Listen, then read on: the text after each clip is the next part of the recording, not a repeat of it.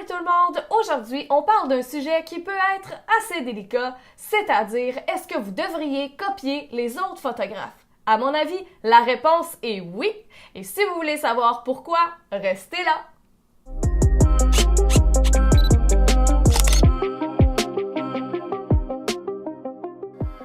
Pinterest, Instagram, les magazines, l'inspiration peut être trouvée partout. Qu'on se l'avoue ou non, on a toutes, tôt ou tard, copié la photo d'un autre photographe ou du moins tenté de le faire. En apparence, tout le monde a l'air de condamner ce genre de pratique-là, mais est-ce que c'est aussi diabolique qu'on le dit? Au risque de choquer les puristes du droit d'auteur, mon opinion, c'est que oui, vous devriez copier les autres photographes. Attention, je vous dis pas de copier les photos des autres dans les moindres détails, de l'éclairage au réglage, en passant par le décor, le concept, la pose, puis même le physique du modèle lui-même.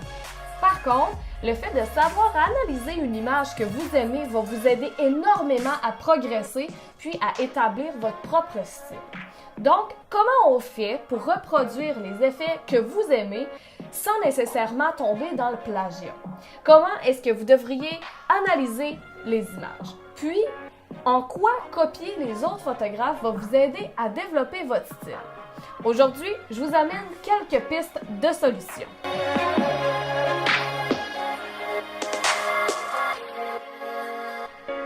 Avant de copier les photos d'autres photographes, c'est important de faire mention des droits d'auteur. Attention, je suis pas une avocate, donc je peux pas vous donner de conseils légaux, mais voici mon opinion sur la question.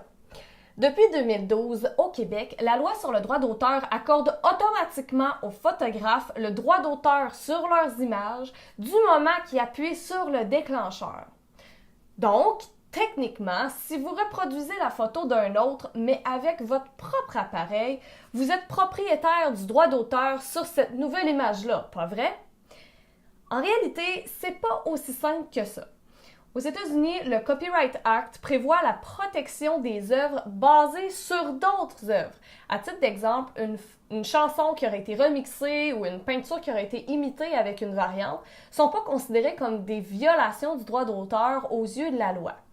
Une œuvre dérivée d'une autre œuvre est ainsi protégée par le droit d'auteur en autant qu'elle contienne assez d'éléments nouveaux. C'est là qu'il y a place à l'interprétation. Dans un article publié sur Petapixel, il est question du cas d'un photographe dont la photo a été imitée par une agence de publicité allemande. Selon l'auteur de l'article, Adam Ramsen, qui est aussi un avocat, l'agence de publicité n'est pas fautive parce qu'il y a assez d'éléments différents entre les deux. Peut-être que c'est légal, mais pas vraiment éthique à mon avis. Si vous voulez vous faire votre propre opinion, voici les deux images. Je sais pas pour vous, mais personnellement, j'appellerais ça « pousser sa loque », comme on dit en bon québécois.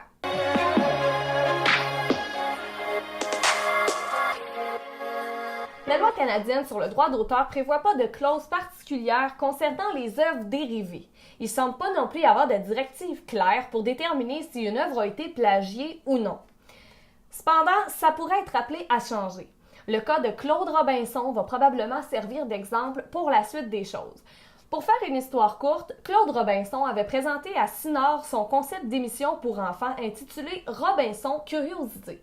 Après une mésentente entre Robinson et Cinor, la compagnie de production a lancé Robinson Sucroé, une série copiant les personnages, la trame de l'histoire, le thème, etc. Les dessins originaux ont été refaits différemment, mais malgré ça, la Cour suprême du Canada a donné raison à Robinson après un combat de près de 20 ans. Du côté de la photo, la photographe Cindy Haynes a voulu connaître la position de la Cour quant au plagiat de concept photo.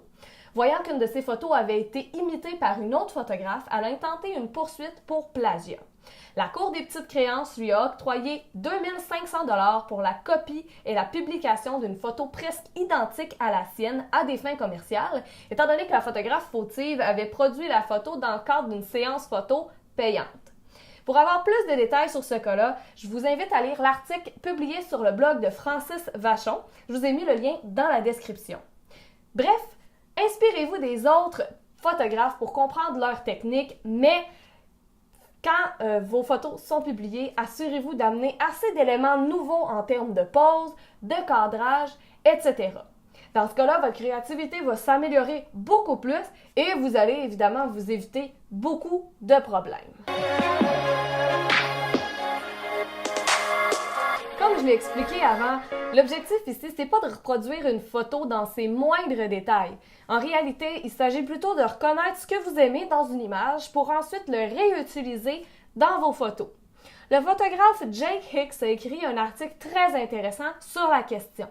Vous pourrez aller le lire, j'ai mis le lien dans la description.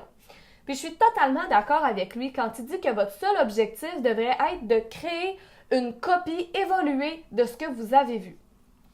Si on regarde les images d'exemple qu'il a utilisées dans son article, vous allez voir qu'en réalité, c'est en aucun cas des copies conformes de l'ancienne photo et de la nouvelle.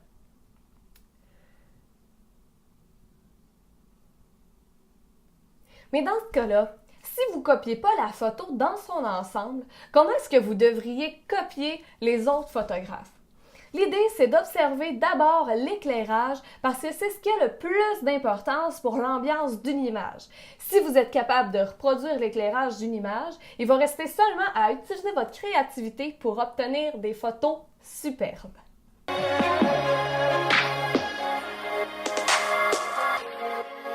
La première étape pour découvrir quel éclairage a été utilisé dans une photo, c'est d'observer la forme et l'emplacement des catchlights dans les yeux.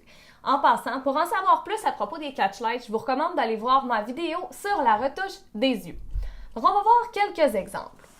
Pour la première photo, on va s'intéresser à cette photo qui a été prise par Cal Taylor, qui est un photographe de mode très reconnu pour ses photos commerciales et son site éducatif.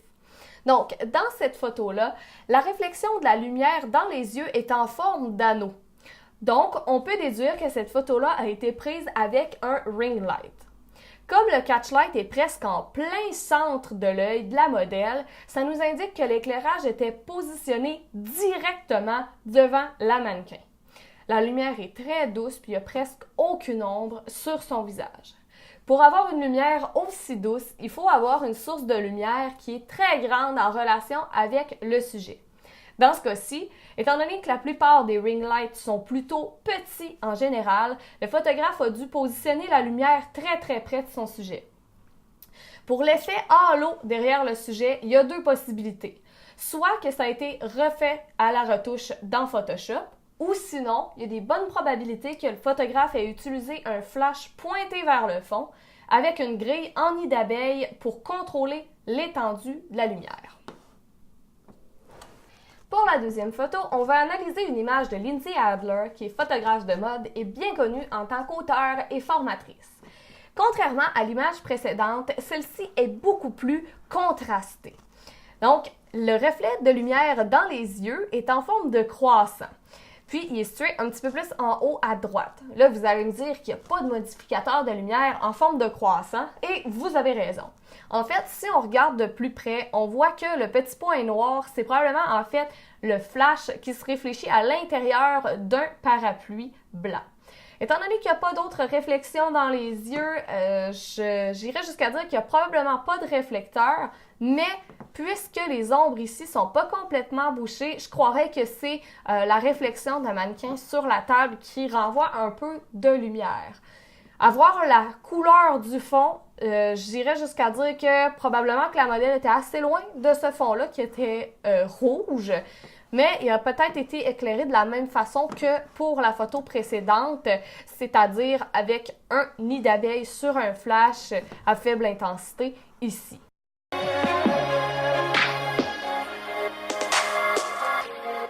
En lumière naturelle, vous allez trouver des catchlights très indistincts ou au contraire, vous allez savoir du premier coup qu'il s'agissait du soleil. Comme exemple, on va utiliser deux images prises par la photographe et blogueuse Jessica Codesi. Les deux photos sur cette publication Instagram ont été prises à la lumière du soleil. Sur la première image, la lumière est vraiment très douce, puis on ne distingue pas de forme précise pour le reflet de lumière dans les yeux. À mon avis, cette photo-là a été prise alors qu'un nuage passait devant le soleil ou à l'ombre, en gardant une partie du ciel visible dans les yeux.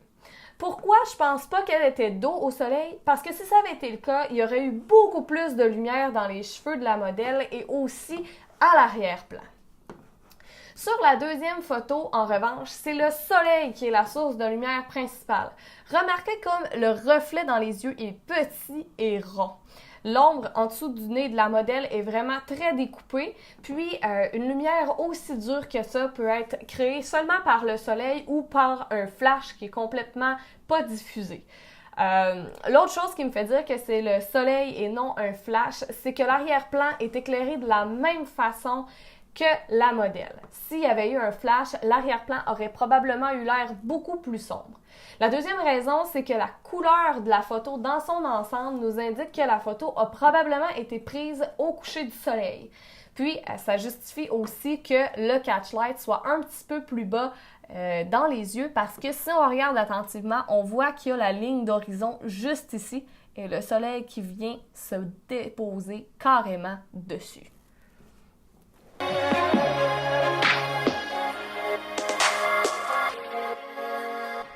Si vous avez vu une superbe photo que vous aimeriez reproduire, mais que vous ne voyez pas de reflet dans les yeux parce que les yeux sont fermés ou quoi que ce soit, il va falloir observer la direction et la qualité de la lumière. Donc, prenons en exemple cette superbe photo de nouveau-né.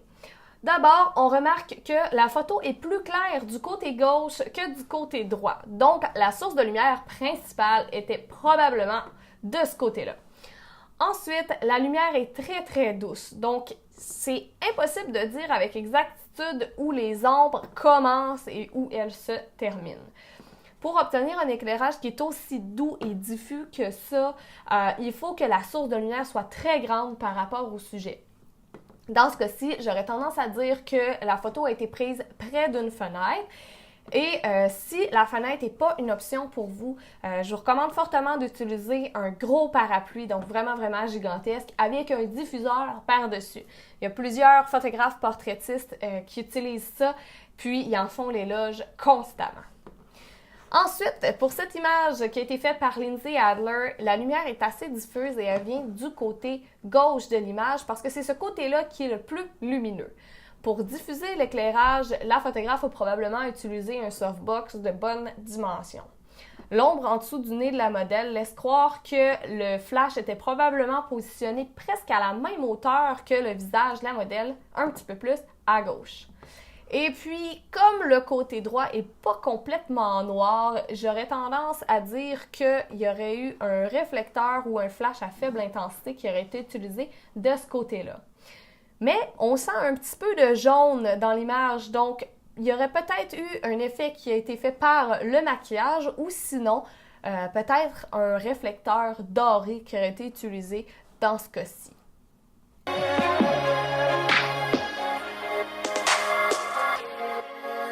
Si vous essayez de reproduire l'éclairage dans les photos qui vous plaisent, vous allez apprendre énormément dans le processus.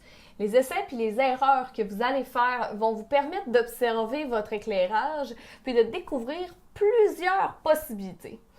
Vous allez voir qu'est-ce qui fonctionne pas, puis surtout, vous allez découvrir ce que vous aimez, puis évidemment, ce que vous aimez pas.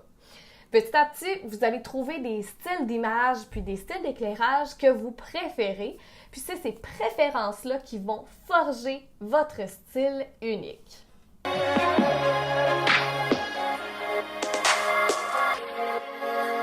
Bref, même si le fait de copier les autres photographes peut sembler mauvais ou non éthique, c'est un processus qui peut être extrêmement formateur. Il ne s'agit pas de reproduire entièrement une photo. Ça serait du plagiat. L'idée de base, c'est plus d'analyser qu'est-ce que les autres font, créer une version améliorée de ce que vous aimez. Pour trouver quel genre d'éclairage a été utilisé, observez les catchlights dans les yeux des modèles. Ça va vous donner une foule d'informations sur l'éclairage utilisé. Observez aussi la qualité et la direction de la lumière. Est-ce que la lumière est diffuse? Est-ce qu'elle est dure? Est-ce que la lumière est directement devant le modèle, derrière, de côté? Est-ce que les ombres sont découpées ou plutôt estompées? Ou est-ce que les ombres sont complètement noires ou elles sont plus claires?